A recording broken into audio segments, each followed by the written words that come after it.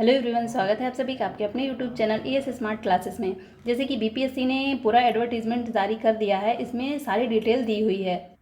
Form apply करने के लिए क्या क्या योग्यता होनी चाहिए आपकी, साथ में सीटेट में आपके कितने मार्क्स होने चाहिए, सब्जेक्ट कॉम्बिनेशन कैसे बनेगा, उम्र सीमा क्या होनी चाहिए, सब कुछ इसमें क्लियर कर दिया गया है। तो ये देखिए 25 पेज का है। तो यहाँ पर इस वीडियो में हम 6 to 8 का देखेंगे, क्योंकि अगर पूरा कवर करेंगे तो वीडियो काफ़ी लंबा हो जाएगा। जिनको भी फॉर्म अप्लाई करना है वो इसको देखें, क्योंकि ये बहुत ही इंपॉर्टेंट है। इसमें सारी जानकारी दी हुई है।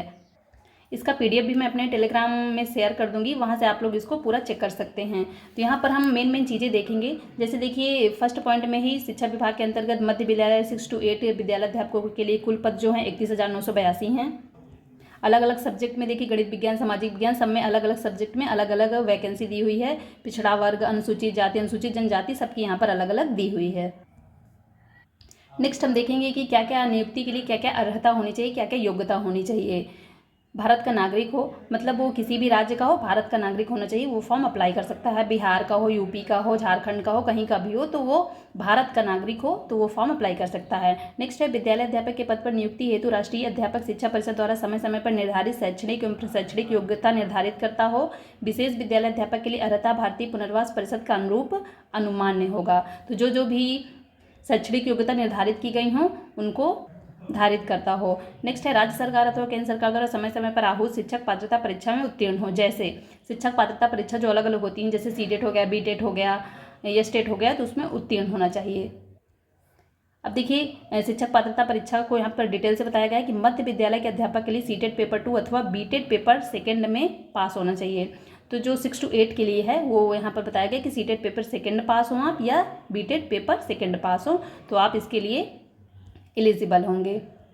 नेक्स्ट देखिए इसी में बताया गया है माध्यमिक विद्यालय के अध्यापकों के लिए, विशेष विद्यालय के अध्यापकों के लिए स्टेट पेपर फर्स्ट है, उच्च माध्यमिक अध्यापकों के लिए स्टेट पेपर 2 में उत्तीर्ण होना चाहिए। तो यहाँ पर मध्य विद्यालय का देख रहे हैं, तो ये आप समझ लीजिए कि सीटेट पेपर 2 और बीटेट पेपर 2 इनमें से कोई भी एक आपको उत्तीर्ण होना चाहिए। नेक्स्ट पॉइंट देखिए कि सीटेट में आपके कितने मार्क्स होंगे तब आप ये फॉर्म अप्लाई कर पाएंगे। तो शिक्षा विभाग के पत्रांक 582 दिनांक 17/6/2023 के आलोक में स्पष्ट किया जाता है कि सीटेट अभ्यर्थियों के लिए बीटेट 2017 के लागू प्रावधानानुसार सामान्य कोटि के अभ्यर्थी को न्यूनतम 60% अंक, पिछड़ा वर्ग, अत्यंत पिछड़ा वर्ग एवं सामान्य कोटि की महिला उम्मीदवारों को 55% अंक। तो यहाँ पर देखिए 55% मतलब हो गया आपका 82 और 60% हो गया आपका 90। तो यहाँ पर देखिए जो सामान्य अभ्यर्थी होंगे सामान्य कोटि के, उनके लिए 60% मतलब 90 अंक, और पिछड़ा वर्ग, अत्यंत पिछड़ा वर्ग या सामान्य कोटि की अगर महिला भी हैं तो महिलाओं के लिए 82 अंक यहाँ पर निर्धारित किया गया। अगर आपके इतने नंबर हैं तो आप इस फॉर्म के लिए एलिजिबल हैं। अनुसूचित जाति, अनुसूचित जनजाति तथा निःशक्त कोटि के उम्मीदवारों को 50% अंक के आधार पर उत्तीर्ण माना जाएगा। तो यहाँ पर अनुसूचित जाति और जनजाति हैं तथा निःशक्त कोटि के जो हैं उनको 75 अंक से यहाँ पर उत्तीर्ण माना जाएगा। 50% है मतलब 75 अंक। अगर उनके 75 अंक हैं तो वो इस फॉर्म के लिए एलिजिबल हैं। विद्यालय अध्यापक के पद पर नियुक्ति हेतु राष्ट्रीय अध्यापक शिक्षा परिषद द्वारा समय समय पर निर्धारित शैक्षणिक एवं प्रशैक्षणिक योग्यता धारित करता हो तथा विशेष विद्यालय अध्यापक के लिए अर्हता भारतीय पुनर्वास परिषद के अनुरूप अनुमान्य होगा, जो संप्रति निम्नवत है। अब यहाँ पर देखिए नेक्स्ट पॉइंट में बताया गया है कि विद्यालय अध्यापक के लिए किस किस सब्जेक्ट में वैकेंसी आई हैं। तो देखिए गणित और विज्ञान के विद्यालय अध्यापक चाहिए, सामाजिक विज्ञान विद्यालय के अध्यापक चाहिए और भाषा के विद्यालय अध्यापक चाहिए। अब आगे बताया जाएगा कि क्या क्या सब्जेक्ट कॉम्बिनेशन होना चाहिए, क्या सब्जेक्ट आपका रहा होगा ग्रेजुएशन में, तब आप इस फॉर्म को अप्लाई कर सकते हैं। तो नेक्स्ट पॉइंट देखिए यही है इसमें, न्यूनतम नियुक्ति हेतु न्यूनतम शैक्षणिक एवं प्रशैक्षणिक अर्हता निम्नवत होगी। स्नातक, विश्वविद्यालय अनुदान आयोग से मान्यता प्राप्त विश्वविद्यालय से प्राप्त डिग्री और प्रारंभिक में द्विवर्षीय डिप्लोमा, चाहे जिस किसी नाम से जाना जाता हो। तो यहाँ पर देखिए क्या होना चाहिए, पहले ही नंबर पे आपका ये डिप्लोमा बता दिया। जैसे आपका डीएलएड वाला है तो डीएलएड वाले भी 6 to 8 के लिए अप्लाई कर सकते हैं। उनका स्नातक होना चाहिए, मतलब ग्रेजुएशन के साथ अगर 2 वर्ष का डीएलएड आपका कंप्लीट है तो आप इस फॉर्म को अप्लाई कर सकते हैं। अब यहाँ पर देखिए अथवा करके, अथवा कई सारे इसमें दिए हुए हैं, तो कोई भी इनमें से एक होना चाहिए। जैसे नेक्स्ट है कम से कम 50% अंकों सहित स्नातक या स्नाकोत्तर तथा बीएड। आपका क्या है 50% अंकों सहित आपका ग्रेजुएशन है, उसके साथ बीएड है, तो बीएड वाले भी फॉर्म अप्लाई कर सकते हैं। नेक्स्ट है न्यूनतम 45% अंकों के साथ स्नातक एवं शिक्षा शास्त्र में 1 वर्षीय स्नातक, जो इस संबंध में समय समय पर जारी किए गए राष्ट्रीय अध्यापक शिक्षा परिषद महानता मानदंड एवं क्रियाविधि विनियमों के अनुसार प्राप्त किया गया हो।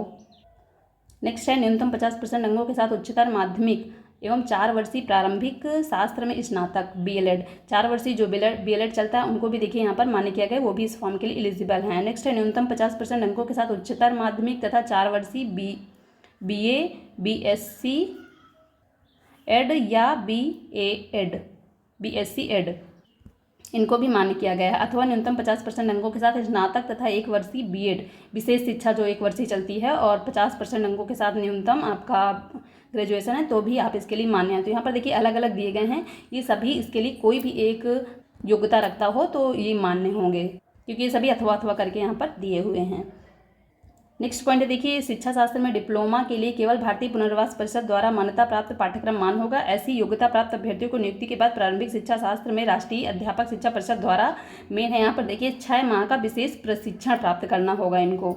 नेक्स्ट देखिए सब्जेक्ट कॉम्बिनेशन, आपका क्या सब्जेक्ट होना चाहिए ग्रेजुएशन में, तब आप इस फॉर्म को अप्लाई कर सकते हैं। तो यहाँ पर देखिए वर्ग 6 to 8 के भाषा विषय के विद्यालय अध्यापक के लिए स्नातक स्तर पर प्रतिष्ठा हॉनर्स या आनुषांगिक सब्सिडरी विषय के रूप में संबंधित भाषा पठित हो। तो यहाँ पर देखिए अगर आपका ग्रेजुएशन में हिंदी या इंग्लिश जो भी लैंग्वेज है वो आपका मुख्य सब्जेक्ट रहा हो या सब्सिडरी सब्जेक्ट या एक्स्ट्रा सब्जेक्ट कह सकते हैं तो रहा हो, अगर आपने मुख्य सब्जेक्ट के रूप में पढ़ा हो या एक्स्ट्रा सब्जेक्ट के रूप में पढ़ा हो तो आप भाषा के अध्यापक बनने के लिए एलिजिबल हैं, तो आप इस फॉर्म को अप्लाई कर सकते हैं। सामाजिक विषय की बात करें तो सामाजिक विषय में देखिए इतिहास, भूगोल, राजनीति शास्त्र, दर्शन शास्त्र, अर्थशास्त्र, वाणिज्य, मनोविज्ञान, समाज शास्त्र, गृह विज्ञान में कोई भी 2 विषय स्नातक स्तर में पठित हों। जैसे आपने ग्रेजुएशन किया है 3 साल में आपने कोई भी 2 विषय इनमें से पढ़ा हो जो जो यहाँ पर दिए हुए हैं तो आप इस फॉर्म के लिए एलिजिबल होंगे। नेक्स्ट है देखिए गणित और विज्ञान के अध्यापक के लिए, तो वर्ग 6 to 8 के गणित एवं विज्ञान विषय के स्नातक स्तर पर गणित, भौतिकी, रसायन, जीव विज्ञान में से मतलब गणित, भौतिक विज्ञान, रसायन विज्ञान, जीव विज्ञान में से किसी को भी आपने ग्रेजुएशन में किसी भी 2 सब्जेक्ट को अगर पढ़ा है तो आप इस फॉर्म के लिए एलिजिबल होंगे। तो यहाँ से देखिए सब्जेक्ट कॉम्बिनेशन भी आपका क्लियर हो जाता है। नेक्स्ट है देखिए क्लास 6 to 8 तक के लिए विद्यालय अध्यापक के पद पर नियुक्ति हेतु शैक्षणिक एवं प्रशैक्षणिक योग्यता में अनुसूचित जाति, अनुसूचित जनजाति, अत्यंत पिछड़ा वर्ग एवं दिव्यांग के जो अभ्यर्थी होंगे उनको न्यूनतम निर्धारित अर्हतांक में 5% छूट भी दी जाएगी। जो भी ऐसे अभ्यर्थी होंगे जैसे दिव्यांग होंगे, अनुसूचित जाति, अनुसूचित जनजाति, अन्य पिछड़ा वर्ग, उनको क्या किया जाएगा कि अन्य न्यूनतम निर्धारित अर्हता से 5% छूट दी जाएगी। ये तो मैंने पहले भी बता ही दिया था कि आपका 150 क्वेश्चन आएंगे, 150 नंबर का पेपर होगा जिसमें 30 क्वेश्चन आपके लैंग्वेज के होंगे और 120 क्वेश्चन आपके सब्जेक्ट के होंगे, जिसमें से 120 में से 40 आपका GS होगा और 80 सब्जेक्ट का होगा। ये पहले ही मैं आपको बता चुकी हूँ। 30 नंबर जो ये लैंग्वेज के होंगे ये क्वालिफाइंग होंगे, इसको नेक्स्ट वीडियो हम डिटेल से बताएंगे आपको। मेधा सूची इस बार कैसे तैयार होगी, इस बार इन्होंने निर्णय लिया है कि मेधा सूची में मेधावी छात्रों को वरीयता दी जाएगी। तो सबसे पहले जो मुख्य परीक्षा होगी उसी के अंकों को देखा जाएगा, अगर उसमें भी समान अंक होते हैं तो लैंग्वेज के अंकों जो लैंग्वेज का पेपर होगा उसके अंकों को देखा जाएगा। अगर लैंग्वेज में भी समान अंक होते हैं तब ये लोग उम्र से वरीयता देंगे, अगर उम्र में भी समान है तब वर्णमाला में उनके देवनागरी लिपि में नाम के अक्षरों के आधार पर वरीयता देंगे। लेकिन सबसे पहले मुख्य परीक्षा के अंकों को देखा जाएगा, उसी के आधार पर वरीयता दी जाएगी। आरक्षण को लेकर भी यहाँ पर कुछ पॉइंट्स हैं जो देख लीजिए। ऑनलाइन आवेदन पत्र में इंगित कॉलम में आरक्षण का दावा नहीं करने पर आरक्षण का लाभ नहीं मिलेगा। मतलब जब आप ऑनलाइन आवेदन करेंगे तभी आपको आरक्षण का दावा करना होगा। एवं आरक्षण का लाभ बिहार राज्य सरकार के प्रचलित आरक्षण नियमों एवं इस नियमावली के अनुसार और बिहार राज्य सरकार के सक्षम स्तर से निर्गत प्रमाण पत्र के आधार पर ही देय होगा। अनुसूचित जाति एवं अनुसूचित जनजाति के उम्मीदवारों को निम्नांकित प्रमाण पत्र जमा करना अनिवार्य होगा, जैसे जाति प्रमाण पत्र, स्थायी निवास संबंधित प्रमाण पत्र। आयु सीमा देख लीजिए यहाँ पर कि सभी पदों पर नियुक्ति हेतु न्यूनतम एवं अधिकतम उम्र सीमा के लिए कटाव तिथि 1/8/2023 होगी।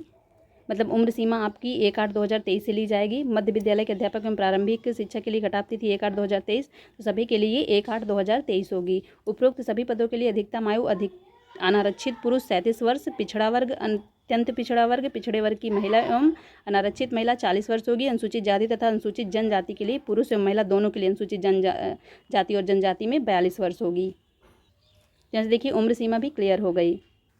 जो भी इंपॉर्टेंट पॉइंट्स थे वो मैंने आपको बता दिया है। जानकारी अच्छी लगी हो तो वीडियो को लाइक कर दें। जो भी चैनल पर नए हो चैनल को सब्सक्राइब कर लीजिए। मिलते हैं नेक्स्ट वीडियो में। Thank you so much guys.